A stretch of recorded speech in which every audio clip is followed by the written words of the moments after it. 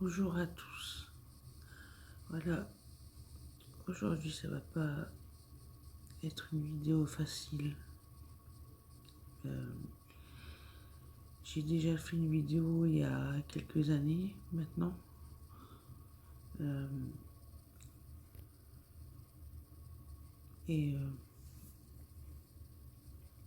j'ai plus envie de me taire. J'ai plus envie de. J'ai plus envie de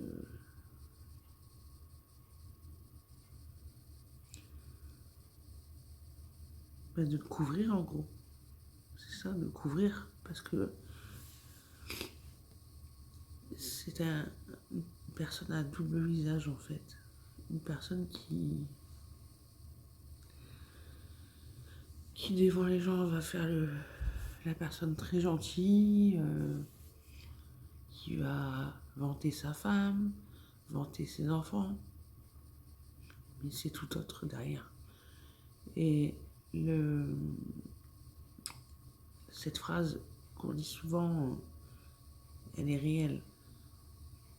Une fois la porte fermée, on ne sait pas ce qui se passe derrière. Et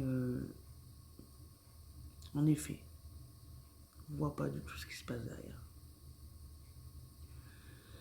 J'ai rencontré le père de mes 2 enfants, mes 2 derniers enfants, parce que j'ai eu 4 enfants. Début des années 2000, quand je l'ai rencontré à l'époque, d'ailleurs c'est pour vous dire à quel point je me pose des questions. Quand je l'ai rencontré, j'étais pas très bien. Je sortais d'une rupture enfin une rupture. Oui, c'était une rupture, mais comment? Il n'y avait pas eu de violence ou c'était simplement, c'est énorme, mais il n'y a pas de violence quoi.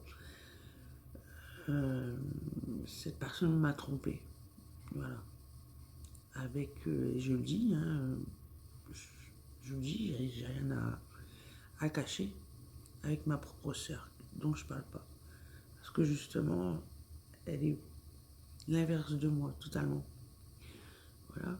Donc, attention, hein, ils sont tous les deux responsables. Moi, il n'y a pas que c'est l'homme ou la femme, c'est les deux. Hein. Et donc, c'était pas possible. Et donc, j'ai rencontré le père de mes enfants. J'ai pas voulu. Je vous avoue que j'ai eu le coup de foudre. Et apparemment, c'était réciproque de ce qu'il m'a toujours dit. Là-dessus, je vais le croire, on va dire. Parce que ça se ressentait quand même. Après, voilà. Le violon, beaucoup peuvent en faire. Hein. Je ne le connaissais pas vraiment. Parce que figurez-vous que 3 semaines après, que je lui ai dit oui, et Dieu sait qui l'a ramé. Hein. Euh, il s'est fait incarcérer pour une histoire de stup. Voilà, je vous dis, de stup. Hein. Et c'était une affaire qui était suivie, en fait, il était surveillé depuis plusieurs mois, 6 mois je crois.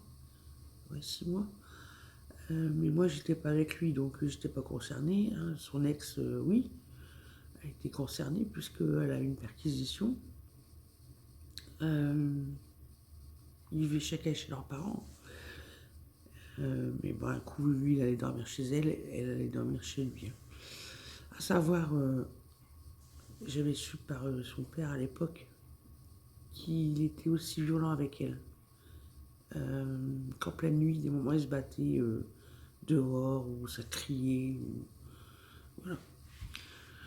Et pourtant, elle est attachée, cette fille, à lui, hein, parce que je me souviens,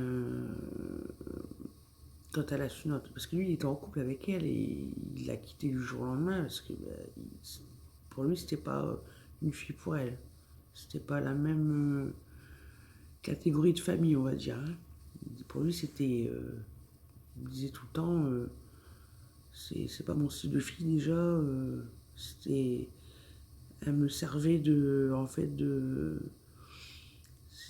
Pour le conduire à droite à gauche parce qu'il n'avait pas le permis. Hein. Donc elle allait le conduire à droite à gauche, faire ses petites affaires, hein, jusqu'à cacher dans son sac à main quand même des drogues. Soi-disant qu'elle n'était pas au courant, je pense qu'elle n'était pas au courant. Je pense pas qu'elle était au courant. Et lui, il le mettait dans son sac, donc il s'en foutait complètement d'elle parce qu'elle aurait pu se faire arrêter avec ça dedans et partir en prison à cause de lui. Et quand j'y repense aujourd'hui, ouais, quand même, c'est chaud quand même. Parce que moi, à l'époque, j'étais très jeune, j'avais 23 ans. Je suis un peu mieux déjà par rapport à la vidéo que j'avais fait il y a 5 ans, 6 ans. Et donc, on s'est rencontrés, on s'est mis ensemble, et c'est vrai qu'on s'est très vite... bah non, enfin, ça faisait 3 semaines qu'on était ensemble, il s'est fait incarcérer, pendant une durée de... Il avait pris 6 mois ferme, avec la remise de peine, ça fait 4 mois, 4 mois et demi. Une amende douanière énorme à donner. D'ailleurs, j'ai dû donner les 10% de l'amende, sinon il me faisait une contrainte par corps. C'est-à-dire une contrainte par corps, ça veut dire que s'il ne donnait pas les 10%, ben, il sortait pas, quoi. Il faisait des mois de plus. Mais moi, c'était... je vous dis honnêtement, j'étais amoureuse. C'était... voilà, quoi. C'est le grand amour, quoi. Quand j'allais le voir au parloir, je lui lavais son linge, j'allais 3 fois par semaine au parloir. Je partais au matin très très tôt. C'est seulement aujourd'hui d'ailleurs, 20 ans après, qu'il se rend compte la route que je faisais à pied. 20 ans après. Enfin, voilà. On va passer ça, hein. Mais c'est quand même un détail quand même important. Hein. Quand il s'est aperçu que je faisais quand même une sacrée route de la gare jusqu'à la ville où il était incarcéré, moi je faisais la route à pied. Hein. Je prenais le train avant très tôt le matin, partant de... Déjà j'habitais pas ici, donc je devais prendre le bus, j'avais 1 heure de bus. Non, je me trompe, je dis une erreur. J'habitais, parce qu'il a fait 3 séjours en prison, j'habitais pas où il y a la gare, donc je devais prendre le bus, ça ne durait pas 1 heure. Le bus, c'était la seconde fois. Il avait une durée d'1 heure de trajet de bus, plus après le train. J'arrivais sur les alentours de 11 heures, on passe au parloir de l'après-midi, et je rentrais chez moi le soir, en sachant que j'avais mes 2 fils, hein, mais c'était pas seul chez moi, attention. Hein. Donc je rentrais chez moi, il était pas loin de 20h30, quoi, 21h. Et ça 3 fois par semaine. Hein. Et après, il est passé en CD. Donc en CD, ça veut dire condamné, quoi, parce qu'il y a les arrivants et quartier des arrivants, et après tu vas avec une cellule qui est ouverte la journée, quoi, condamné. Donc le parloir était les week-ends. Donc j'allais après tous les week-ends 2 fois, le samedi, dimanche, le voir. La semaine c'était fini, c'était que le week-end. D'ailleurs quand je l'avais appris, que les parloirs avaient changé, je l'ai appris sur place. Hein. Je suis arrivé, on m'a dit non, vous passerez pas, c'est pas aujourd'hui, on a changé, il est arrivé en CD. Mais j'ai vraiment tout fait pour lui, mais quand je dis tout fait, j'ai vraiment tout fait pour lui. J'ai quand même supplié les gardiens, enfin c'était une dame, la gardienne, de faire entrer, et comme elle me savait une jeune femme très sérieuse et tout, elle m'a dit vas-y passe, parce que j'avais donc pas ce parloir, hein, il s'était terminé les parloirs 2 semaines, et même une fois j'étais arrivé en retard, pareil ils m'ont laissé passer. Hein. parce que je devais tout le temps courir, courir, courir. D'ailleurs, je mettais même des baskets dans mon sac. Et je me changeais dans les toilettes, je mettais mes chaussures aux toilettes, parce que j'avais mal aux pieds, quoi. Et donc, il a fait sa peine. Il est sorti, donc pendant sa peine, il m'a envoyé des lettres que j'ai encore. Hein. Que j'ai encore d'ailleurs, hein, parce que apparemment je mens, c'est moi. C'est dans ces cas-là, c'est tout le temps la femme. Donc, dans ces lettres, c'était. Il avait plein de projets. Je vais te demander en mariage en sortant. Dès le début qu'on s'est rencontrés, c'était avec moi tu seras une princesse, parce que j'ai vécu une jeunesse très très très très douloureuse. Hein. J'ai dû partir de. Mes parents ont divorcé très jeunes. Ma mère a rencontré un homme qui a commis beaucoup d'actes de violence sur moi, actes de barbarie et plus. Voilà. D'ailleurs, il a fait de la prison aussi, mais très peu. Pour ce que j'ai eu, c'est très peu. Mais moi, aujourd'hui, voilà, si je parle de ça, hein, c'est parce qu'aujourd'hui, les lois ont changé. Et moi, à l'époque, quand il est sorti de prison, au bout d'un mois, pour lui, hein, j'ai quitté mon appartement que j'adorais, la vie où j'adorais. J'étais proche des papas de mes enfants, j'étais vraiment bien, j'avais mes amis, j'avais une vie normale, quoi. Et dès qu'il est rentré dans ma vie, il critiquait tous mes amis, ma famille, le peu de famille que j'avais, parce que j'ai quand même mes frères et ma soeur. Mais ma soeur, elle avait changé, c'était plus la même. Enfin, c'est encore une autre histoire, ça. Quand je dis j'ai une vie, vraiment, je pourrais écrire des livres, c'est un truc de dingue. Et donc, il est sorti de prison. Il voulait que je trouve une maison à la campagne pour éviter de revoir les personnes qui pourraient l'influencer dans tout ce qu'il faisait avant, déjà son incarcération. Chose que j'ai fait. J'ai cherché, cherché, cherché. Et, à un hasard, une maison se libère près de chez ses parents. Une grande maison, corps de ferme, à rénover. Qu'on a rénové. Alors, en tant que locataire, on a toujours rénové. Hein, des propriétaires, vraiment, je vous dis honnêtement, ça n'a rien à voir, hein, c'est pas le sujet. Les arnaqueurs, parce que c'était une maison, il fallait faire de tout. L'électricité n'était pas aux normes. D'ailleurs, ses parents et moi-même, on avait les mêmes propriétaires. D'ailleurs, la propriétaire s'amusait à me raconter que les parents avaient des dettes à moi, alors que ça ne me regardait pas. Hein.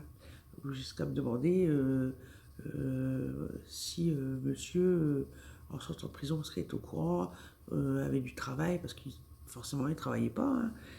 Il avait trouvé une bonne personne, j'avais l'argent, j'avais un logement, j'avais les meubles, puis qu'elle s'installait. Donc je me demande si c'était pas justement déjà calculé, trouver parce qu'il avait déjà rencontré déjà à l'époque, hein, une jeune femme avec un enfant, avec un logement. Hein. D'ailleurs, il a pleuré plus pour elle, hein, de ce que j'ai compris, hein, ce que j'ai vu, pour sa fille à elle, que pour ses propres enfants. Donc imaginez, quoi. Parce qu'aujourd'hui, à l'heure actuelle, ces enfants, si je fais cette vidéo, c'est parce que ces enfants m'ouvrent les yeux. C'est eux qui m'ont dit, plus d'une fois, ça fait déjà longtemps qu'ils me disent: maman, arrête d'être trop gentil, arrête d'être trop gentil. Excusez-moi. Et donc, on a eu cette maison, et pendant un mois, on avait beaucoup de travaux, hein, forcément. Il fallait qu'on fasse les pièces, ou avoir au moins des pièces à vivre au départ. Donc, on a été hébergé par ses parents. Et une fois comme ça, je me suis mis à pleurer. C'était en décembre, novembre. Voilà. Et on est rentré dans la maison en décembre. Elle était vraiment collée, hein, la maison à l'autre. Vraiment collée. Une fois comme ça, je me suis mis à pleurer au matin. Je me souviens, j'étais partie la réveiller. Parce que forcément, il faisait des grasses mat. Hein. C'est moi qui allumais le feu au matin de 6h dans la maison, hein, faire du petit bois, dans la grange. Enfin bref, c'est pas grave. C'est rien ça. Et lui, c'était jeu toute la nuit, console, des choses comme ça. Et puis donc, je me suis mis à pleurer parce que je sais pas, comme si je le sentais, je sais pas, j'étais pas bien. J'avais plus mes amis, je me retrouve en pleine campagne, pas de permis, pas de voiture, rien. Enfin, du jour au lendemain, j'étais pas bien. Moi qui avais l'habitude d'avoir tout le temps du monde chez moi, mes copines, j'allais en ville, on se faisait des repas entre amis, enfin, voilà, des choses habituelles de la vie, des choses simples, habituelles.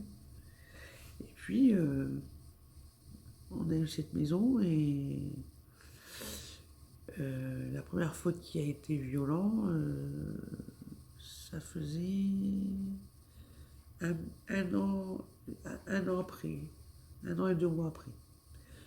Il y avait un événement, un mariage. Et puis, quand on est rentré à l'aube, avec ses parents, son frère, sa belle-sœur, on est rentré, sa sœur et tout. Il avait bu, bon, c'est un mariage en même temps. Moi aussi, j'avais bu comme tout le monde, hein, vin d'honneur, apéro, voilà. Mais j'étais moi, quoi, je savais ce que je faisais, je faisais pas de bord, j'étais pas malade, enfin tout allait bien, quoi. J'étais toute joyeuse, quoi. Et puis on rentre à la maison, on monte à l'étage, et puis il ouvre la fenêtre, il se met à vomir. Et puis moi, en rigolant, comme, comme toute femme pourrait dire, enfin, il n'y a rien de bizarre dans ce que j'ai dit. En plus, je lui ai dit en rigolant. Je lui ai dit, c'est ça de boire, en rigolant. D'un seul coup, il s'est retourné, il m'a attrapé par la gorge. Il m'a plaqué sur le lit, il s'est mis sur moi. Et il m'a mis une 15 coups de poing. 15 coups de poing en m'étranglant. En m'étranglant. 15 coups de poing. D'ailleurs, j'ai encore une cicatrice parce que ça montre, ça rentre dans des coups de poing, là, une montre en métal, voilà, donc j'ai une cicatrice au niveau de l'arcade. Donc, forcément, imaginez-vous, une quinzaine de coups de poing, le visage, dans l'état que j'étais. Le lendemain, toute la famille était venue chez ses parents pour visionner la vidéo du mariage.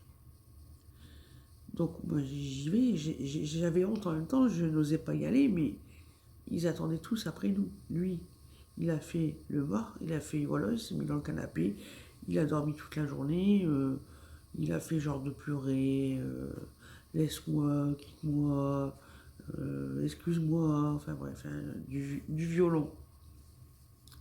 Donc je vais dans sa famille, il y avait son frère, à l'époque qui habitait au Mans, qui s'était déplacé pour le mariage, notre frère qui habitait pas loin de chez nous, là je viens dans le même département. Ils m'ont vu arriver, ils m'ont vu le visage vraiment, tout le côté était, wow, les yeux noirs. Là je rigole, je le dis comme ça, mais j'ai une vidéo que je viens de voir, j'étais mal, mais mal. Franchement, je crois que j'allais mourir, quoi. Donc, il me voit, il constate ça, hein, les coups. Personne ne réagit. Il n'y a personne qui a réagi. Même pas un homme qui aurait dit, un de ses frères. Enfin, ça m'a choqué. Je sais pas, je vois une femme comme ça, même si c'est pas, même si c'est ma belle-fille, mais c'est obligé. Mais je sais que mes enfants jamais appris une femme, hein, ils ne sont pas comme lui. C'est pas des lâches, ce ne sont pas des lâches. Je ne tiendrai pas que mon fils. Enfin, non, ça serait mon frère, je ne tiendrai pas que mon frère. J'aurais intervenu, j'aurais dit, mais qu'est-ce qui se passe, enfin, c'est sûr, j'aurais fait quelque chose. Et mes enfants, quand ils sont revenus du week-end, ils m'ont vu comme ça. Imaginez. Mais leurs pères ne m'ont pas vu parce que j'ai pas été à la porte. Parce que je pense que déjà, ils savaient, hein, qu'il se passait des choses bizarres. parce qu'il disait tout le temps aux enfants, maman, elle va bien, dites-moi si maman, enfin voilà, ils ont toujours été de mon côté, hein. Mes ex-beaux-parents, pareil, hein, ils m'ont même hébergé. Il y a tellement eu plusieurs étapes de violence qu'il y a même une fois où c'est la femme de mon ex qui est rentrée dans la maison, qui m'a pris, qui m'a tiré par le bras. J'étais enceinte, elle m'a dit maintenant tu viens avec nous parce qu'il va finir par te tuer. Et quand je me dis, euh, j'étais enceinte, il m'a frappé, j'étais enceinte, ça se voyait très très bien, donc j'étais enceinte de 7 mois, qui m'a massacré aussi ce jour-là, mais pour aucune raison. C'est ça le pire, c'est pour aucune raison. D'ailleurs, à l'époque, les gendarmes, quand ils venaient, me disaient, madame, il faut porter plainte. Au début, j'avais peur. J'avais très peur des représailles, forcément. Parce que je me suis dit qu'il va recommencer, c'est sûr. Et moi, je leur disais, écoutez, j'ai rien fait. Monsieur le gendarme, je n'ai rien fait en pleurant. Ils m'ont toujours répondu, mais madame, même si vous auriez fait quelque chose, on ne frappe pas une femme. C'est lâche, quoi. Et à plusieurs reprises, donc il y a eu des scènes de violence. Et ce qu'il aimait, c'est me chercher en je fais le ménage, ou j'étais posée dans le canapé, puis me taper, s'amuser à me taper dans les épaules, à me taper, à me taper, à me taper, pour rien. Il me disait, viens, viens, viens, on va se battre, viens, on y va, viens, on va se battre dans la cour. Je me souviens même une fois, ses parents étaient partis en vacances. Donc ça fait qu'on s'est retrouvés tout seul, puisqu'il n'y avait pas d'autres voisins. Il y avait d'autres voisins, mais je veux dire, ils étaient en vacances, en face, ils ouvraient jamais, jamais, hein, vous pouviez être mort allongé sur la route, ils n'auraient jamais ouvert la porte. Je vous promets que c'est vrai, parce qu'il avait subi un accident ben, juste avant la violence. Il a eu un accident, et ben, ils n'ont même pas bougé, les voisins, hein. Enfin. Et, et donc, ils étaient partis en vacances, et comme ça, en fait, ça arrivait comme lui, comme on dit, comme une envie de pisser, j'ai l'impression, hein. Donc il commence à vouloir, à commencer à me taper, des coups de poing dans les épaules, il me poussait, il me disait viens, viens, viens, viens, viens, on se la donne. Ça veut dire se la donne, ben, ça veut dire on va se battre. Puis je lui disais bah pourquoi tu réagis comme ça? Je comprenais pas du tout. Et tout en rigolant, allez viens, viens, on va se battre. Vous savez bien qu'à force d'énerver une personne, bah, la personne elle s'énerve, elle lui dit, moi je lui ai supplié, combien de fois j'étais à genoux en suppliant, s'il te plaît, arrête, arrête, je voyais sa colère dans les yeux quand il m'étranglait, une colère, mais c'était un autre personnage. Et il voit que je réagis pas, donc il va dans la cuisine, et il y avait une porte vitrée, il avait ouvert les deux portes, et à savoir, tous les meubles étaient à moi, parce que quand il m'a rencontré, j'avais déjà, ça faisait plus de 10 ans, ça fait combien d'années?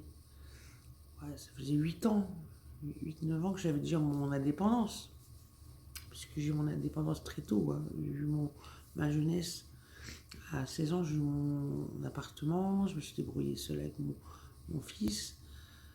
Donc, il a été dans la cuisine, il a ouvert les portes, il a pris la table de cuisine, la table carrelée, je l'avais encore, hein, cette table, et il a pris la table et il l'a jetée dehors.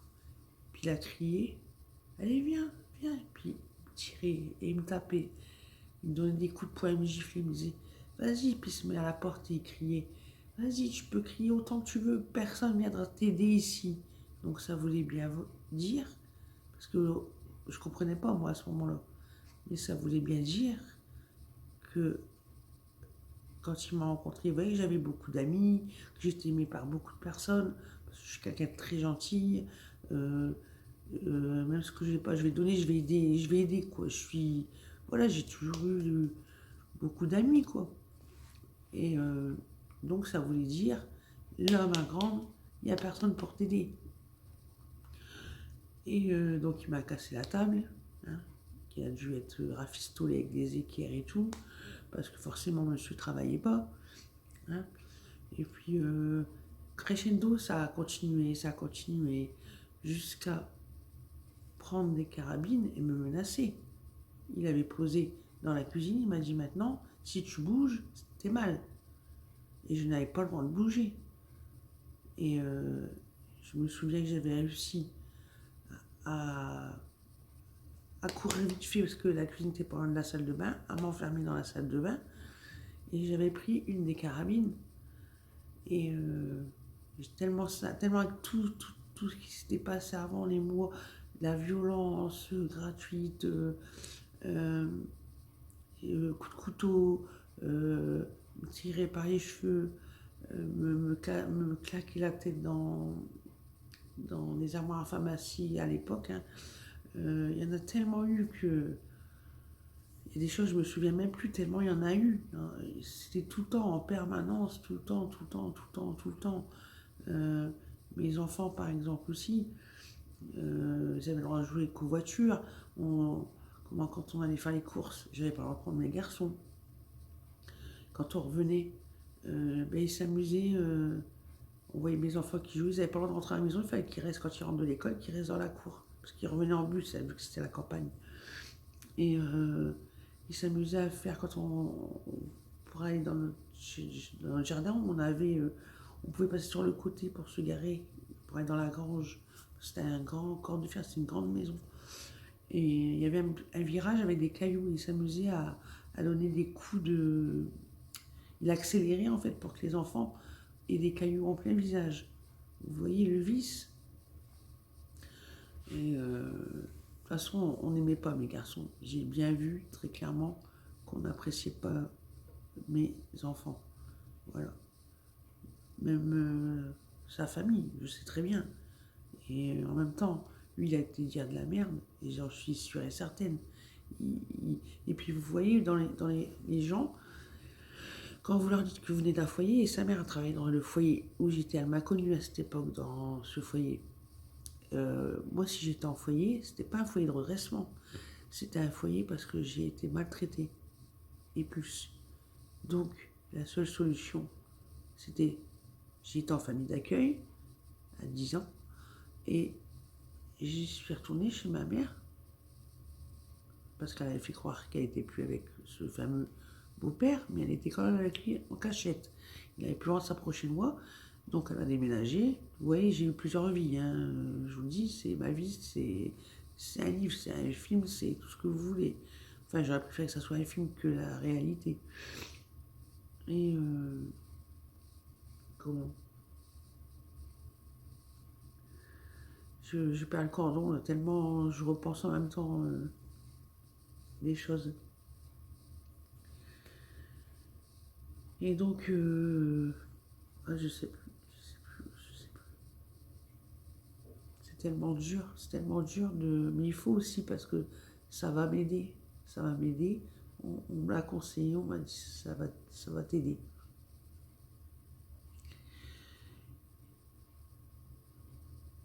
Hein. Et donc, je sais plus, je sais plus, je sais plus. Vous voyez ça.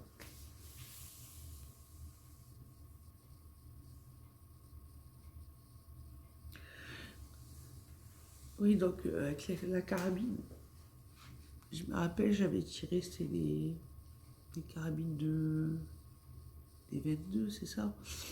J'avais tiré un coup dans le mur de la salle de bain. Moi, je voulais en finir. Je voulais en finir. J'en avais marre de ma vie. J'en avais marre de me battre. Depuis toute petite, c'est tout le temps, tout le temps, tout le temps la violence, c'était tout le temps. Je voyais mes enfants, on n'avait pas d'activité, ils avaient droit à rien. Parce qu'ils a connu, c'était très jeune, 6 ans et 8 ans. Ouais. Euh, Pas le droit de copains. Et forcément, dans l'histoire, c'est tout en moi, ma faute, mais tout en sur moi. Et pourtant, son père, et d'autres membres de sa famille m'avaient dit au début. Ils m'ont prévenu. C'est ça le pire, c'est qu'ils m'ont prévenu. Ils m'ont dit, fuis, avant qu'il soit trop tard, avant qu'il soit trop tard.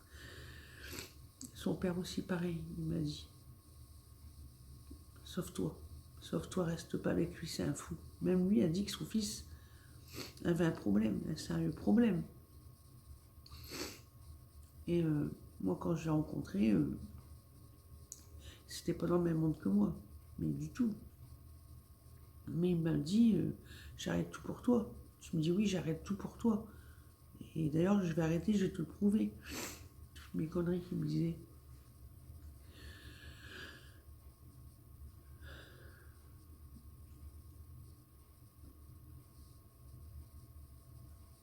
Et il y a eu beaucoup de scènes. Mes enfants m'ont vu, ensemble. Les gendarmes sont venus plus d'une fois. Ils m'ont pris en photo. J'ai été hébergée par mon ex-belle-mère qui m'avait hébergée. Mon ex-belle-sœur qui m'a hébergée. Mon frère qui m'a hébergée quand j'ai fui en pleine nuit avec les enfants. Et moi, j'avais acheté un véhicule parce que je voulais passer mon permis.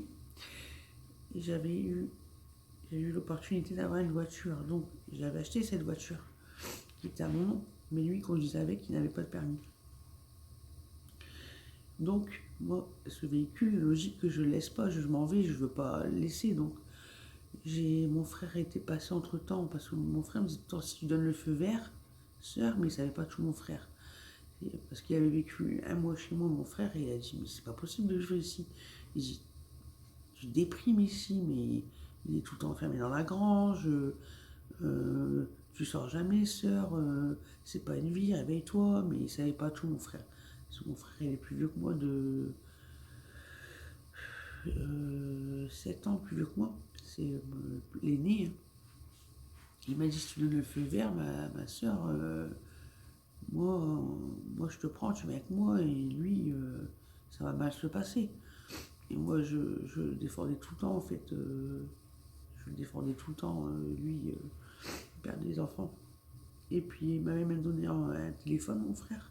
Mais là-bas, à l'époque, on captait pas, début 2000, les réseaux en campagne, c'était... je me rappelle, j'avais rafistolé, c'était une antenne qui se démontait, j'avais rafistolé, mon surnom c'était MacGyver, avec un fil de fer, pour que l'antenne, pour que je puisse capter.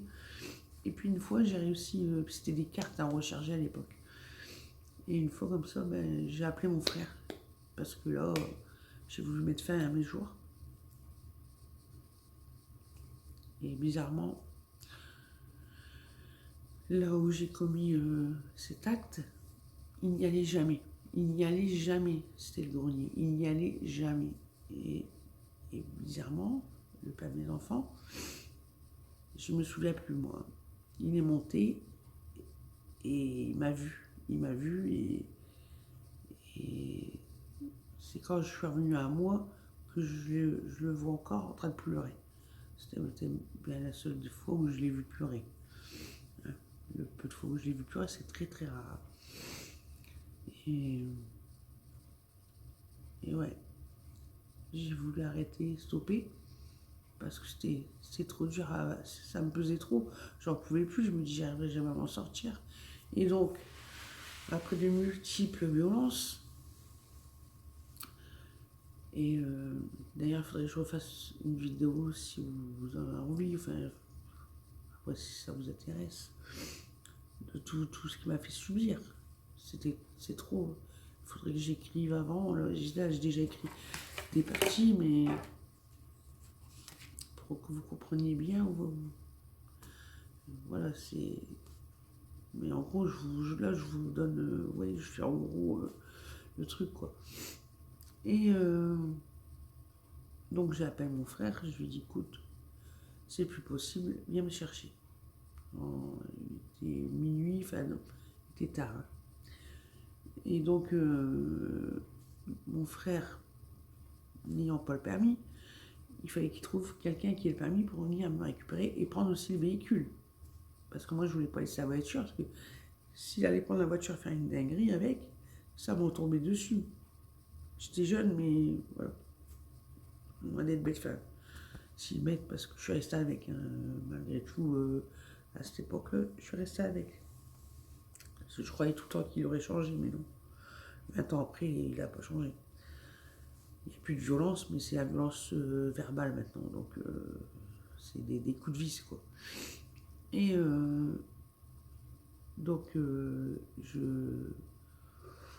fuis avec mes enfants.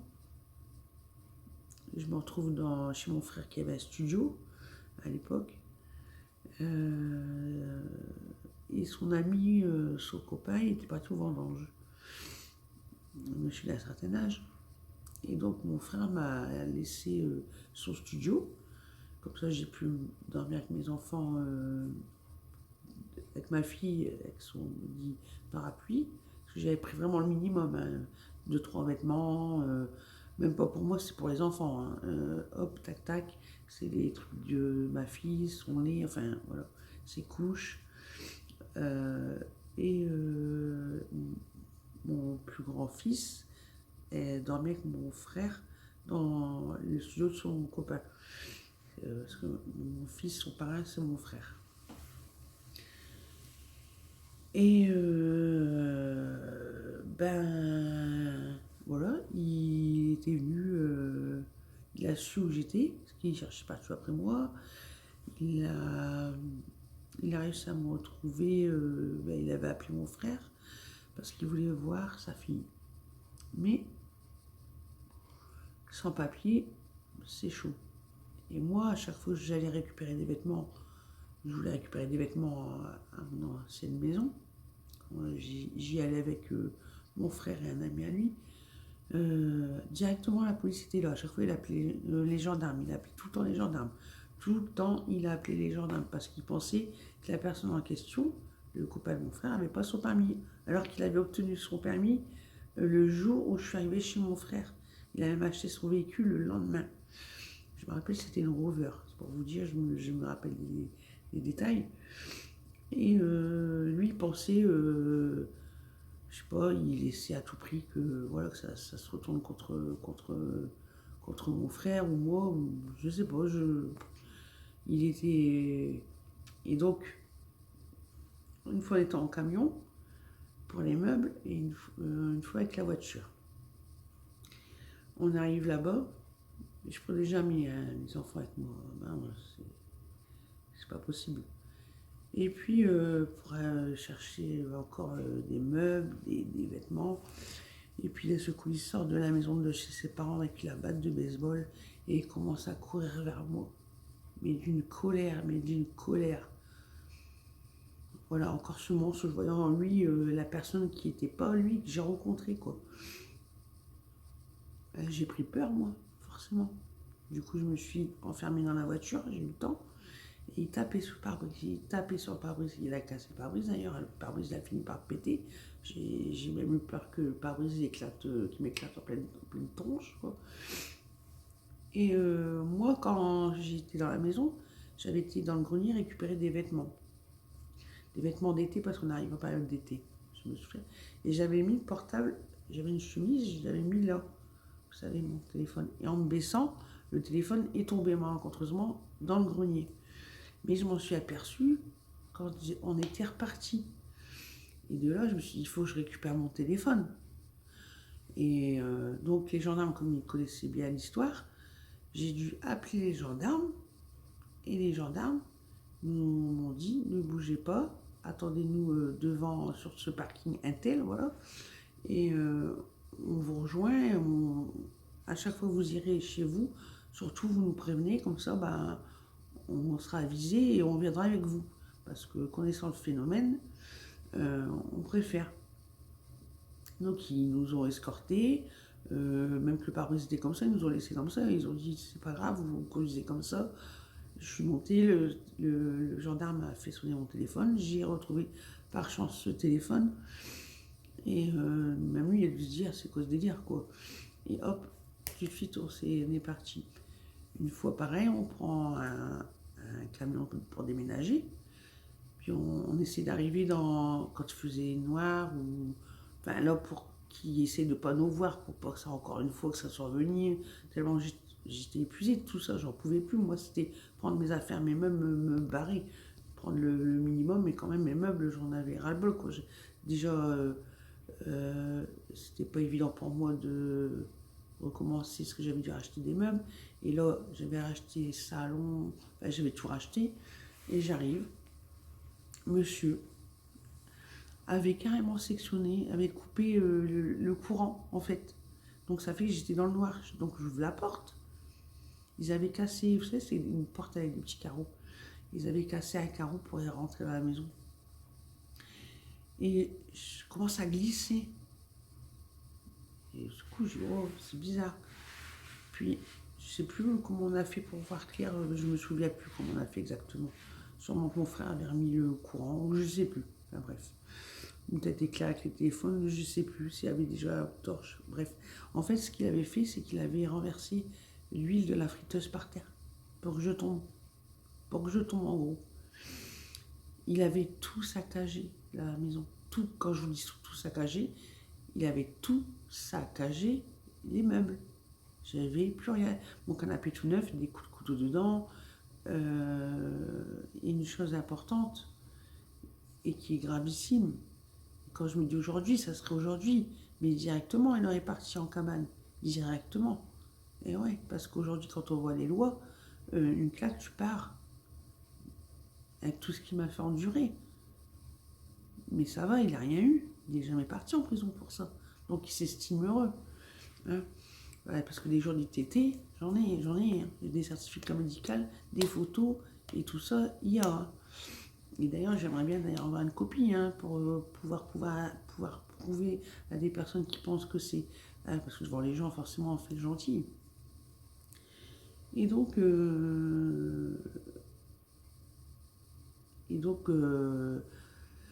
un ami, voilà, un couple d'amis déménageait de son appartement et ils avaient encore le préavis à faire. Enfin, ils avaient les 3 mois, vous savez, 2 ou 3 mois, je ne sais plus.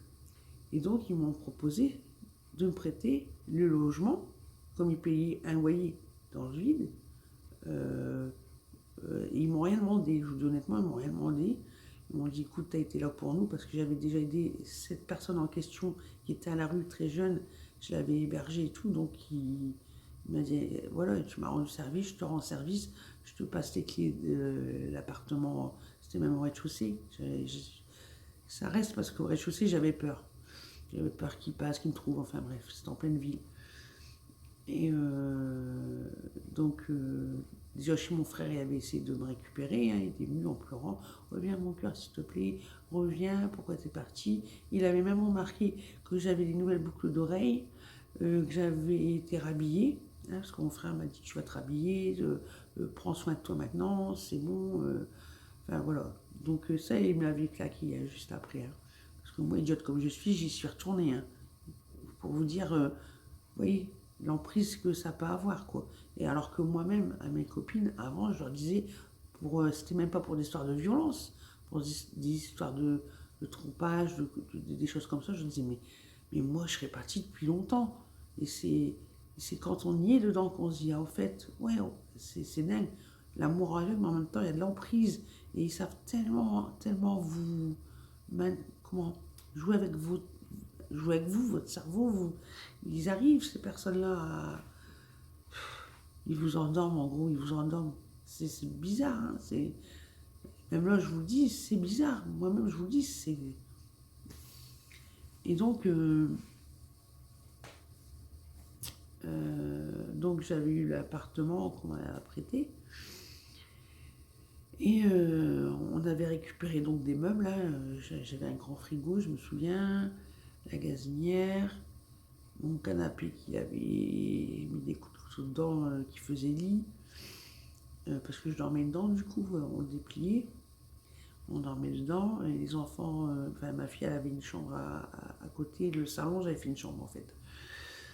Et une fois, je vais pour faire à manger, et mon frère m'avait installé la bouteille de gaz, avait bien purgé, remis la bouteille de gaz, tout, il part travailler. Elle me dit à tout à l'heure, sœur, tout. Ouais. Je vais pour faire à manger à midi, hein, sur les coups de midi. Et puis d'un seul coup, j'ai été dans le salon, à la salle à manger, un gros boum, une grosse déflagration. J'ai rien compris. L'immeuble a tremblé. Qu'est-ce que j'ai fait, moi? Je me suis barrée. Avec mes enfants, je suis sortie de l'immeuble. Et après, quand je suis rentrée, j'avais fermé la bouteille de gaz. Voilà, avant de sortir, j'ai fermé la bouteille de gaz. Je reprends mes esprits, je vais dehors. Parce que j'avais compris que ça venait de la cuisine. Parce que le frigo avait même bougé de place, pour vous dire. Tellement ça avait... donc, je reviens après. Puis, c'était une gazinière. Et vous savez, une gazinière, quand vous dévissez les vis de la plaque, quand vous levez, il y a des câbles où le gaz passe, quoi, les tuyaux. Il avait coupé, sectionné une arrivée de gaz pour un brûleur. Ça fait que quand j'ai allumé, le gaz à côté, sûrement, vous savez, je sais pas, en fait, ça. Et même moi, j'y croyais pas. Mon frère me dit, mais ça peut être que lui, ma soeur. C'est pas nous. En prenant, quand on déménage, en plus, il y a une plaque par-dessus. Qu'est-ce qu'on va. Enfin, je me suis dit, mais quand même, je sais pas, il y a sa fille. Enfin, je sais pas. Enfin, vous comprenez, c'est ouf. Et, et voilà. Et de là, après, j'ai vécu un mois. Je suis partie en mai, fin mai. Je suis restée un peu dans le studio, dans le second appartement qu'on m'a prêté. Et l'assistante sociale avait réussi à m'avoir un mobil-home dans un camping, un grand camping, pendant un mois. Et moi, je voulais à tout prix mon logement, j'en avais ras-le-bol, là. Et le 1er juillet, j'ai réussi à trouver un appartement. Mais c'était, comment dire, une dizaine de kilomètres de où il habitait. Et il fallait que je me cache. Hein. Le gendarme m'a dit surtout vous cacher, parce qu'ils étaient venus à la maison. Parce que monsieur, pour essayer d'avoir mes coordonnées, avait été dire n'importe quoi sur moi. Mais bon, les gendarmes ne sont pas dupes. Et c'est un droit que chaque parent a droit, c'est de demander auprès des gendarmes une recherche de famille, en fait, pour savoir si sa fille allait bien. Les gendarmes sont venus chez moi, avec ce fameux papier, hein, qui avait fait la démarche. Il me dit, voilà, monsieur cherche après vous. Je ne suis pas surpris. Il me dit que c'est pour sa fille. Il pense que sa fille est dans la rue, vit dans la rue avec vous. Et il me dit que c'est pas le cas. J'avais un appartement. Il faisait combien de mètres carrés l'appartement? J'avais 5 chambres. Donc voilà. J'étais pas à la rue du tout. Et donc, il me dit, monsieur, il demande l'adresse. Mais moi, je vous conseille de donner. Faut pas la donner. Je dis non, bien sûr que non. Il dit par contre, est-ce que vous voulez bien qu'on lui dise que sa fille, on l'a constatée, elle va très bien. Ils ont même rigolé avec elle, hein, ils ont vu qu'elle était pleine de vie, tout. Je dis ouais, pas de problème. Dites oui, sa fille, elle va très bien. Donc, apparemment, il a su, hein, mais lui, il a toujours dit non, c'est pas vrai. Enfin, voilà. Et comment? Moi, j'avais pris une avocate, forcément. Et c'est à partir de là, je suis partie, qu'il a commencé à trouver une formation et à travailler. Forcément, il n'y avait plus Bibi pour payer. Hein. Et il a eu le culot, quand il a su que j'avais un logement, tellement d'une colère, il s'est dit comment elle a dû faire et tout. Et il a demandé auprès de son avocat, c'est nos avocats communiquaient ensemble, les photos du logement, pour voir dans quoi vivait sa fille. C'est une blague. Mais si lui, il me parle de ça alors qu'il n'a même pas son propre logement, il vit chez sa mère. Il y a 46 ans, il vit encore chez sa mère actuellement. Là. À cette époque-là, il avait 26 ans. Donc il y a 20 ans, il vivait chez sa mère. Et la maison, c'est pas eux, donc ils peuvent pas, ils sont pas propriétaires, ils sont locataires. La maison, elle n'est même plus aux normes. Enfin, c'était l'hôpital qui se foutait de la charité complètement. Donc mon avocate a dit, on va faire de même. Ils veulent des photos, Moi, j'ai acheté un appareil jetable, un appareil photo jetable à l'époque. Ah, j'en ai fait des photos, hein. Les chambres, tout. Ma fille avait une chambre, elle était plus grande que ma salle. Ça faisait ma salle et ma cuisine réunie. Mais la chambre, elle avait tout. Elle avait tout. Voilà, donc l'avocate, elle a même rigolé. Et quand nous, on a reçu des photos de lui, hein, la partie adverse, c'était la même pièce qu'il avait pris dans toutes ses formes, tous les coins. Voilà. D'ailleurs, le lit qu'il y avait dans la chambre, c'était le lit qu'il avait repeint, qui venait de mes premiers enfants, qu'il avait repeint. C'était même pas un lit qu'il avait acheté. C'est un lit que j'avais acheté, je le connaissais même pas, vous voyez. Puis il avait posé la peluche de ma fille, le bon père. Enfin, c'est tout. Voilà. Pour finir, on passe au médiateur, parce que pendant 9 mois, il n'a pas eu sa fille, parce que quand il a voulu voir sa fille, quand j'étais à l'appartement de mon frère, lui, il marchait au chantage. Il m'a dit je lui donnerai ses vêtements, je lui donnerai que si elle me passe ma fille. Non, mais à quelle heure tu t'amuses à. Enfin, j'ai pas compris. Et moi, je voulais pas parler avec lui, donc c'est mon frère qui était au téléphone avec. Et puis, mon frère dit écoute. Et moi, je voulais pas. Et mon frère, j'entends qu'il lui dit écoute, telle heure, tel endroit, tu viens la chercher et promis, tu nous la ramènes le lendemain, à 19h. Et je le sentais pas. Je le sentais pas. Je vous dis honnêtement, je le sentais pas. Mon frère descend pour déposer la petite. Et lui donne un sac avec des vêtements dedans. Mon frère monte. Je dis, je sens pas, je sens pas. Je prends ce qu'il y avait dans le sac. Il avait coupé tout. Il m'a mis 2-3 bricoles, il a tout coupé. Il a coupé. Il avait coupé mes vêtements. Pour vous dire, dans l'état, il faut vraiment être. Je sais pas. Enfin, bref, c'est pas grave, c'est que des vêtements. Je préfère que ce soit les vêtements que taper sur moi ou sur les enfants, quoi. Et de là, le lendemain, personne. Personne. Eh ben non, monsieur avait décidé de garder sa fille. Et quand il n'y a pas de jugement, je ne sais pas si à l'heure actuelle c'est encore pareil, quand il n'y a pas de jugement, c'est 50-50. Celui qui a l'enfant, c'est celui qui le garde. Donc je me suis dit, c'est mort, je ne vais plus avoir ma fille. Donc ce que j'ai fait, directement, je n'ai pas entendu, j'étais au tribunal directement. Je suis montée, j'ai tapé aux portes, j'étais en larmes. Je me souviens, parce que moi, le tribunal, je le connaissais. Hein, quand j'étais jeune, j'ai passé au tribunal, dû à ma jeunesse. Enfin, je connaissais, quoi. Donc, j'ai réussi à trouver où il y a le juge pour les affaires familiales, le juge aux enfants, là. Et j'ai eu la greffière. Et la greffière, je lui explique, écoutez, parce que j'ai appelé les gendarmes, forcément. Je leur ai dit, écoutez, il ne veut pas me rendre ma fille. Ils m'ont dit, oui, madame. Donc j'étais avec eux. Je suis à un véhicule. Ils sont rentrés chez lui. Ils m'ont même dit, je me souviens, hein, ils ne me croient pas quand je lui dis ça, que les gendarmes, ils sont sortis. Ils m'ont dit, écoutez, madame, on ne peut rien faire. La petite adore très bien. Par contre, monsieur a bu ainsi que son père. J'étais même surpris. Parce que il avait arrêté l'alcool. Pas de mes enfants parce qu'ils disaient ouais c'est à cause de l'alcool, je suis méchant et tout. Et bon, je m'en fous, après ils font ce qu'ils veulent, je m'en fous. Et ils pouvaient pas. Donc moi ça je l'ai dit j'ai dit à la greffière, j'ai dit écoutez, moi j'ai déjà déposé plainte pour violence sur ma personne.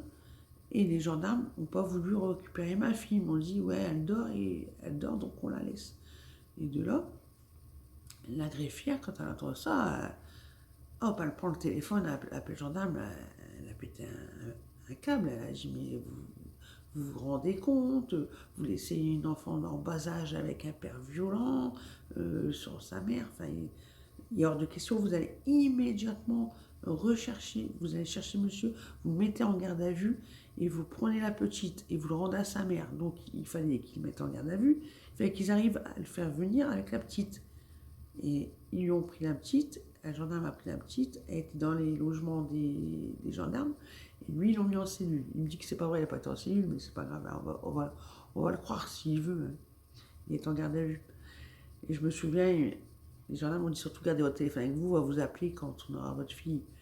Bah, forcément, le téléphone, j'étais là, j'attendais que ça, quoi. Vous m'auriez vu dans l'état, j'étais par terre, quoi.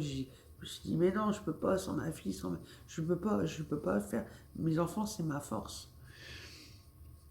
Et donc, je reçois cet appel. Et puis ils me disent, madame, venez chercher votre fille. J'étais tellement heureuse. J'y suis avec ma belle-sœur et mon frère. Je me souviens encore, je courais. Je montais à l'étage, puis j'entendais sa voix, elle était avec le gendarme, dans les bras du gendarme, qui rigolait avec elle. Et quand elle m'a vue, maman, elle parlait un peu, elle avait un an passé. Maman, elle a tendu ses bras vers moi. Et là, je me suis dit, c'est terminé, c'est fini. Je ne lui passerai plus sans qu'il y ait de jugement. Donc pendant 9 mois, plus de nouvelles. C'est là qu'il a fait la recherche de famille, qui essaie de me retrouver, qui a demandé des photos, tout ça pour essayer de... Il a enquêté pour savoir où je reste exactement. Les petits détails, tout ça, si on peut voir dehors à l'extérieur. Oui, c'était ça en fait. Et une fois, malheureusement, je suis tombée sur quelqu'un qui connaissait sa famille à côté de chez moi. Et donc, forcément, la personne elle leur a dit. Elle leur a dit, écoutez, j'ai vu, je l'ai vu à tel endroit, et voilà. Et donc, je suppose parce qu'il avait acheté une voiture, il a son permis, tourné. Je me souviens qu'il avait acheté un véhicule. On est passé devant le médiateur, je me suis fait allumer, il m'a allumé. Le père des enfants, il a tout mis sur moi. Le médiateur, il m'a dit, monsieur, déjà vous allez redescendre d'un étage parce que comment il avait mal parlé. Parce que lui, il pense qu'on peut pas aller où on veut, comme on a envie, n'importe où, quoi.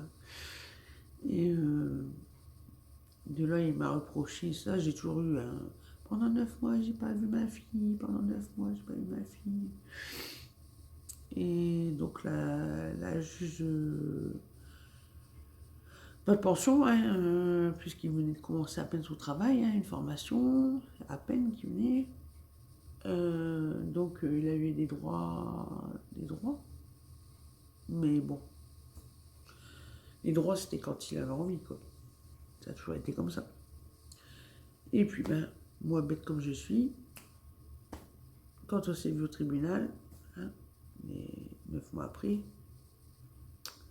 il a eu mes coordonnées, forcément téléphoniques. Et puis petit à petit, il a essayé de gratouiller pour revenir. Attention, je suis autant responsable, parce que voilà, s'il est revenu, moi j'ai cru à tout ce qu'il m'a dit. Oui, j'ai fait une erreur, excuse-moi, tu sais, pendant ces 9 mois, j'ai eu le temps de réfléchir. Forcément, ça n'a pas duré une journée, il a attendu des jours, des semaines pour que je lui dise oui, vas-y, on réessaye. Donc, c'était en 2006. Voilà. Mais non. Même sans alcool, il avait encore cette violence. Parce qu'il m'avait réétranglé. Et sa sœur m'a même vu. Je suis tombée dans le parc. Ouais, je me souviens. J'étais tombée dans le parc. Et il a recommencé. C'était encore pire. C'était envers mes garçons. Ils ne pouvaient pas jouer à la console. Il débranchait le compteur pour qu'ils coupent leur partie. Lui, il s'achetait la dernière console, le dernier cri. Mes enfants, non. Moi, je devais acheter d'occasion pour mes enfants parce que je n'avais pas les moyens. Parce que lui, après, il avait un bon salaire. Il gardait son salaire. On était ensemble. Et moi, je devais vivre avec le peu et les prestations que j'avais, en fait. Prestations sociales. Et comment Et il avait...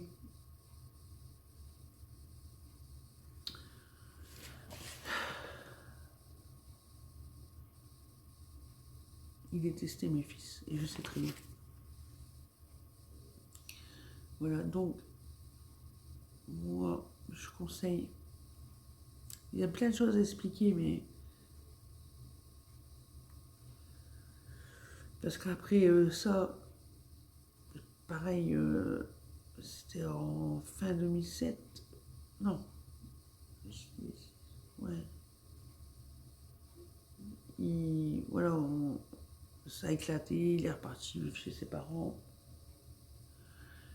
Et j'apprends que je suis enceinte de mon dernier fils. Et dans le sac de ma fille, quand il apprenait, il avait su forcément. Et il m'a menacé, hein. Enfin, des menaces. Menaces et en même temps, c'est mon enfant. J'ai le droit de prendre aussi la décision. Et donc, c'était en janvier 2008, ça.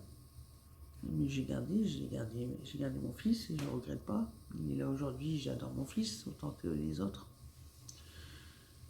Et puis, ben, on s'est remis ensemble. Et puis, ben, je me suis dit, vas-y, laisse tomber. Tant pis, c'est ma destinée. Et puis, ben voilà, je suis restée avec. Et en 2013, il y a eu plein de choses entre-temps. Mais en 2013, j'ai chopé monsieur faire des choses inacceptables. Inacceptables, j'ai honte de le dire. Et quand j'ai vu ça, j'ai dit non, non, ça c'est la goutte d'eau qui a fait déborder le vase. Non, je peux pas. Et ben lui, ben, il était content, il m'a dit oui, ce serait bien qu'on fasse un break. Même pas ça mis en question, hein, c'est ouais, ça serait bien qu'on fasse un break. Mais le break, c'était parce que chez ses parents, ils pouvaient faire ce qu'ils voulaient. J'étais pas là pour voir ce qu'ils faisaient. Donc il était fier et depuis, ben, c'est moi qui a toujours élevé mes enfants jusqu'à l'heure d'aujourd'hui. Ça fait 10 ans, ouais, ça va faire 11 ans que j'éduque mes enfants moi-même. Plus ces années précédentes, quand il y a eu la rupture, que j'ai dû quitter le logement. Et aujourd'hui, ça se victimise. Aujourd'hui, ça se victimise.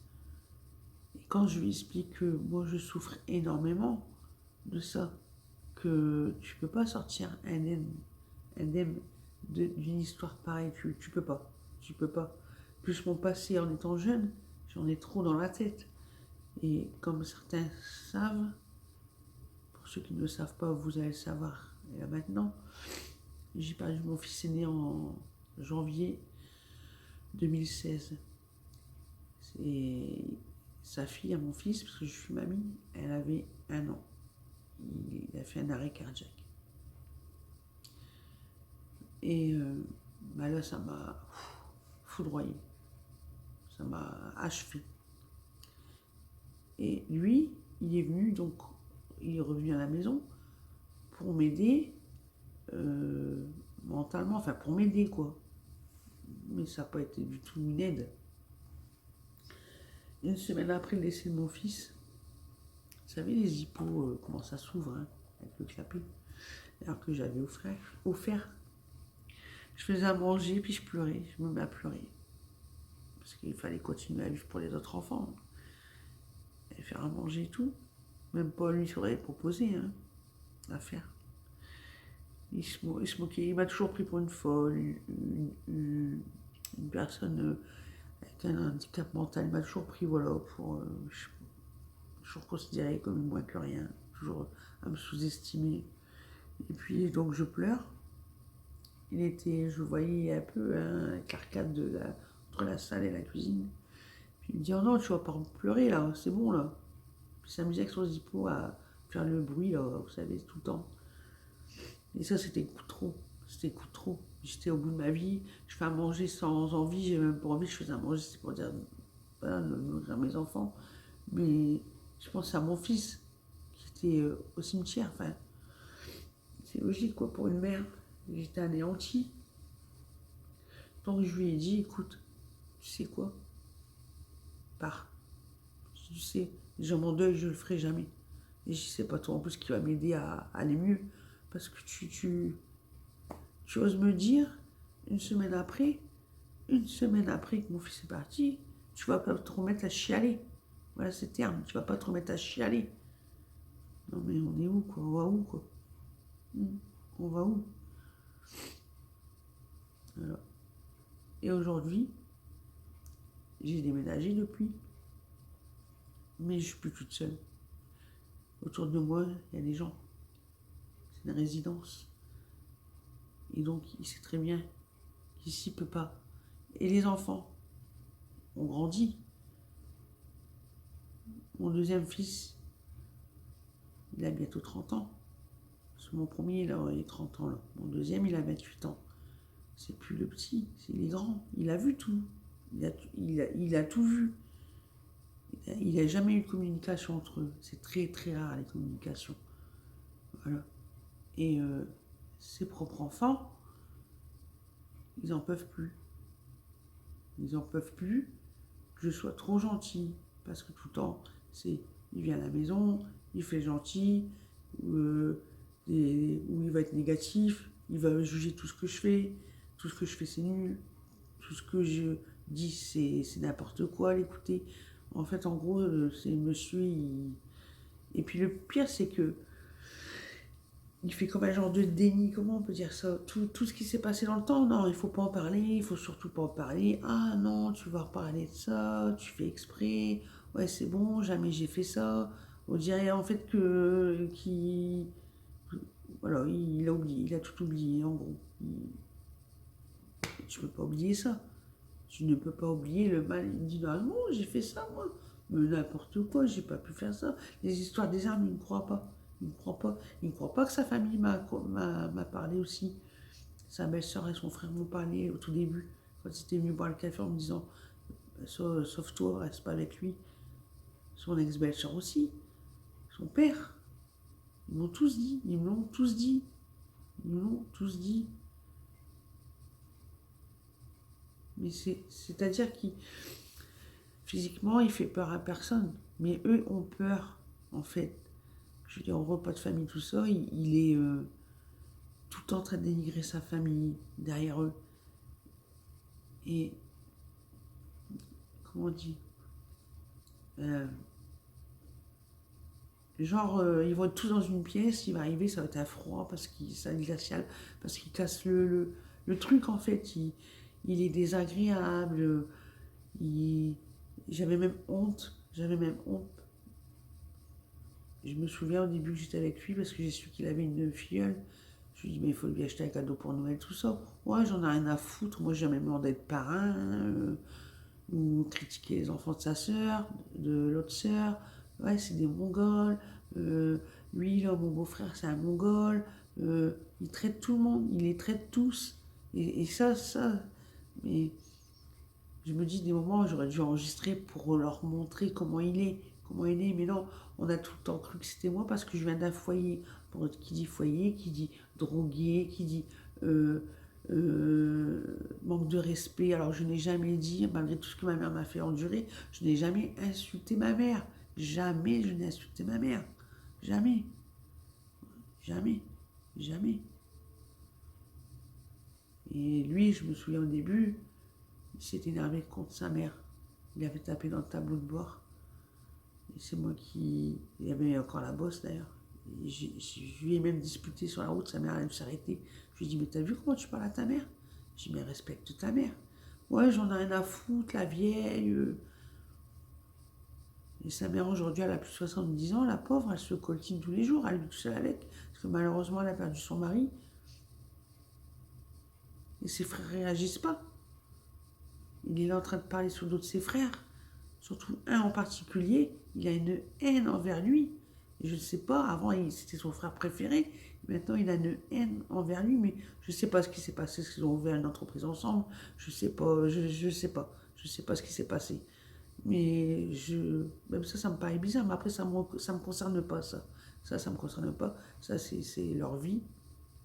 Moi ce que je veux dénoncer, c'est que les dames ou même les hommes qui subissent des violences psychologiques ou conjugales, des coups, il faut plus, même si c'est dur, je sais, c'est dur, pour avoir passé par là, c'est dur.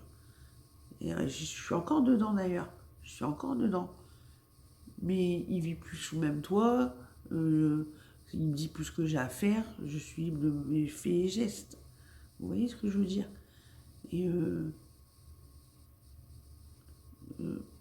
comment dire? C'est pas normal. C'est pas normal. C'est ces personnes-là qui sont pas normales. C'est à eux à se faire soigner. Parce que eux, ils vont vous mettre la faute sur vous. Ils vont se victimiser. Vous voyez ce que je veux dire? Ça va jamais être de leur faute. Vous jouez du violon, de la flûte. Ouais, excuse-moi, je suis bête, c'est moi qui est con, j'aurais pas dû faire ça. Non, non, non, non, non. Et comme on dit, et ça c'est vrai, on frappe une fois et on refrappe tout le temps. Il refrappera tout le temps. C'est comme un homme qui trompe, il trompera tout le temps. Et ça c'est pas inventé, c'est la réalité. C'est la réalité. La personne, elle ne changera pas.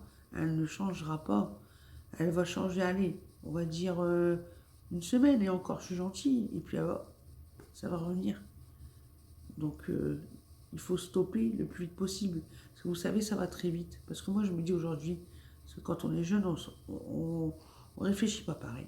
Je me dis, imaginez, à cette époque-là, à la maison, à la campagne, j'aurais pu faire une chute. D'ailleurs, j'en ai fait des chutes. J'aurais pu me claquer la tête. Qu'est-ce qu'il aurait fait? Qu'est-ce qu'il aurait fait? Et mes enfants, ils auraient devenu quoi, mes enfants? Mes garçons? Bon, ils avaient leur père, mais ils auraient pu leur mère. D'ailleurs, je reviens à... c'est pas la même histoire, mais c'est un peu... Il y a une youtubeuse qui s'est suicidée. Hein? Et c'est par rapport à quoi? Par rapport à quoi? Le jugement n'est pas encore passé. Mais les vérités, ils vont sortir. Comme je vous dis, une fois que la porte est fermée, ou quand la caméra est éteinte, on ne voit pas ce qui se passe. On ne sait pas ce qui se passe. Moi, plus d'une fois, et je pense que vous aussi, vous avez dû être surpris de certaines personnes en pensant que c'était beau dans leur couple, dans leur vie, et que non, c'est tout autre. Et en général, c'est l'inverse. C'est les personnes qu'on pense que leur couple ne va pas et qu'il va très bien ce couple en fait. Vous voyez ce que je veux dire? Donc il ne faut pas se fier à ça. Et même les personnes qui voient, mettons une femme avec des bleus, c'est pas normal, dénoncer. Il faut dénoncer. Il ne faut pas laisser cette personne. Une chute, c'est vite arrivé. Vous vous claquez la tête, c'est vite arrivé. Imaginez, vous tombez sur un enfant, l'enfant il tombe par terre, il reçoit un projectile. Enfin, vous comprenez ce que je veux dire? Non, non. Moi, aujourd'hui, je vous le dis honnêtement, j'en veux à la justice. Pourquoi avant, elle n'a pas réagi avant? C'est seulement aujourd'hui, on est début 2024. Pourquoi? Pourquoi c'est aujourd'hui que les lois sur les violences conjugales, ça bouge là, ça bouge. Mais avant, ça bougeait pas. Avant, vous laissez comme ça en pleine nature. Et voilà. On met en garde à vue, et encore même pas. Et hop, rentrez chez vous, monsieur. Rentrez chez vous. Rentrez chez vous. Forcément, bah lui, il est fier. T'as vu, j'ai rien eu. J'ai rien eu, je suis encore là. Vous voyez ce que je veux dire? Donc c'est pour ça. Il faut pas rester sans parler. Essayer de trouver quelqu'un. Essayer de trouver quelqu'un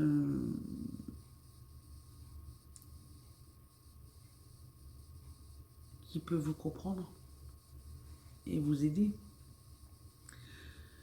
Et donc j'aimerais aussi, parce que je regarde, il y a un numéro qui est passé plus d'une fois à la télé, qui passe. Hein. Donc pour les violences conjugales, il y a même des signes. Pendant le confinement, vous vous souvenez, quand on allait dans les pharmacies ou je ne sais plus autre. Mais parce que je regarde l'ancienne vidéo que j'avais fait, que j'ai mis sous cadenas, je pense que je vais enlever ce cadenas pour que vous puissiez voir cette vidéo. Je l'avais mise et après j'avais défaite, j'avais 120 vues. Donc il y a un numéro vert qui est le 3919, qui est gratuit forcément.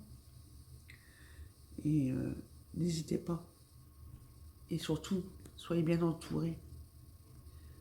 Soyez bien entourés. Il ne faut pas que vous restiez seul. Surtout pas.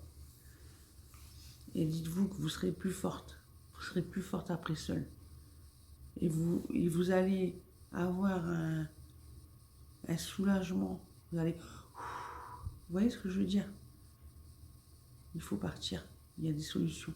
Il y a des solutions. Surtout à l'heure actuelle. Ils ne laissent plus les femmes... Après, je peux me tromper, hein, mais de ce qu'on voit à la télé, maintenant, les messieurs qui tapent les femmes, ou inversement, hein, parce qu'il y a beaucoup d'hommes battus aussi, il ne faut pas les oublier. Hein. Ils ne les laissent pas comme ça. Ils ne laissent pas comme ça. Surtout si vous avez des enfants. Pensez à eux, pensez à leur avenir. Moi, je vois aujourd'hui, ils ont grandi, ils ont ouvert les yeux, ils m'ouvrent les yeux à moi. Mes enfants m'ouvrent les yeux à moi, ses propres enfants. Il n'y a pas plus loin à chercher. Et je n'ai jamais monté la tête à mes enfants. Bien au contraire, même pour lui vis-à-vis de ses enfants, à plusieurs reprises, je lui dis, ils ont des téléphones, contacte-les, parle avec eux, essaye de faire des activités avec eux, on n'est pas obligé de se voir. Tu passes, tu les bipes sur leur téléphone, tu vas aller chercher. Non, non, jamais, jamais, jamais. Donc c'est pour ça, aujourd'hui, je veux que toutes ces femmes avancez, franchissez le cap. Vous ne serez jamais heureuse. Jamais. Le jour où vous serez heureuse, vraiment, là vous vous direz, mais pourquoi je ne l'ai pas fait avant? Pourquoi je ne l'ai pas fait avant? C'est ça le truc. C'est après qu'on se rend compte. Mais faites-le. Faites-le et vous serez encore plus forte. Faites voir que vous êtes une personne qui peut se débrouiller sans lui. Il y a beaucoup de choses maintenant pour les personnes seules. Il y a beaucoup de choses. Arrêtez, arrêtez. Ça va finir en cauchemar, en drame. Et je suppose que vous ne voulez pas ça. Pareil, j'ai voulu me foutre en l'air pour un homme. Imaginez, me foutre en l'air pour un homme, mes enfants auraient perdu leur mère. Non, non, non, il ne faut pas. Dans ces cas-là, c'est trop facile. C'est trop facile. Lui, il pourra dire ce qu'il veut après une fois que vous serez parti. Hein? Et ça sera vous la mauvaise personne dans l'histoire. Donc il faut vous battre. Il y a des avocats. Hein? Il y a l'aide juridictionnelle, par exemple. Si vous ne travaillez pas, vous l'avez à 100%. Si vous travaillez, vous avez un petit salaire, ils peuvent vous aider. Il y a toujours une solution. Mais vous pouvez même vous arranger avec les avocats. Il y a tout le temps, tout le temps. Et avant de... Parce que ça a changé, hein. Avant, on pouvait choisir l'avocat qu'on veut. Avant, vous allez retirer un dossier d'aide juridictionnelle au tribunal, sous-préfecture aussi, je crois. Et vous pouvez même l'imprimer. Je pense que vous pouvez l'imprimer maintenant en 2024. Hein. Vous demandez une aide juridictionnelle, vous appelez, vous cherchez sur Google avocat, si possible spécialisé là-dedans, vous lui demandez hein, dans tout ce qui est les conflits familiaux, enfin tout ce qui est ces genres de violence, ces trucs-là, quoi. Et demandez-lui s'il prend l'aide juridictionnelle. Vous faites un peu vous voyez, hop, vous y allez, il va vous signer, vous donnez au tribunal, ou même lui peut le remettre au tribunal, hein, et vous payez rien. Et les frais après, qui c'est qui devra les payer si l'autre personne travaille? Mais c'est pas le cas parce qu'il ne travaillait pas à l'époque. Et bien c'est lui qui remboursera. C'est lui qui remboursera. Si vous demandez dommages intérêts, chose que j'aurais dû faire, chose que je ne comprends pas d'ailleurs que ça n'a jamais passé en justice, mon histoire. Mais si ça sera à l'heure actuelle, croyez-moi que j'aurais demandé dommages et intérêts. Alors que l'argent, j'en ai rien à foutre, je vous le dis honnêtement. Mais ben, cet argent-là, qu'est-ce que je ferai avec? Ce sera pour ses enfants. Pour ses enfants. Non pour moi, mais pour ses enfants. Voilà. Donc, sachez que vous n'êtes pas seul. Si vous voulez, je laisse les commentaires activés. J'espère que vous allez être... Vous n'allez pas être méchant avec moi, s'il vous plaît. Je veux dire, j'ai pas de... Ouais, je suis comme ça, je m'en fous. Je m'en fous, je suis moi-même. Ouais, je m'en fous. Mais s'il vous plaît, Soyez indulgents. Voilà. Après, si je vois vraiment que je désactive les commentaires et basta, quoi. Basta. Mais je suis sûre que vous êtes des personnes bien. Je suis sûre que vous allez me comprendre. Même si c'était un peu brouillon dans mon histoire, parce qu'il y a tellement eu d'étapes. Hein, il y a plus de 20 ans, vous savez, à résumer. Enfin, c'est pas évident. Hein. Déjà, la vidéo, on est à pratiquement 1 heure. Là. Donc, surtout, surtout, ne faut plus, faut arrêter, faut que ça stoppe. Arrêtez de vivre avec la boule au ventre. Parce que cette boule, je l'ai eue, cette boule. Hein, quand il rentre, vous avez le palpitant, vous n'êtes pas bien, arrangez tout. Alors tout est propre déjà, mais vous rangez tout parce que vous avez peur, donc vous bougez. Non, stop, arrêtez. La vie passe très vite, croyez-moi. Et moi, je regrette beaucoup de choses. Je regrette beaucoup de choses. Pas mes enfants, hein. Ça, je les regretterai jamais. C'est la plus belle chose dans ma vie. Et ma petite fille. Mais moi, je me dis, mais mince, j'ai perdu toutes ces années à, à croire qu'il va changer. Mais il n'a jamais changé. 20 ans, c'est pas 5 ans, c'est pas 1 an, c'est pas 7 ans. 10 ans, 20 ans, il n'a pas changé. Donc, voilà. Moi, je vous dis, je vous répète le numéro. Donc, le 3919. Et vous verrez, c'est ira. J'ai confiance en vous, je suis sûre que vous allez y arriver. Je vous fais des gros bisous. Je vous laisse là-dessus. Merci de m'avoir écouté. Excusez-moi pour... voilà. Et à très bientôt. Voilà. À très bientôt. Bisous.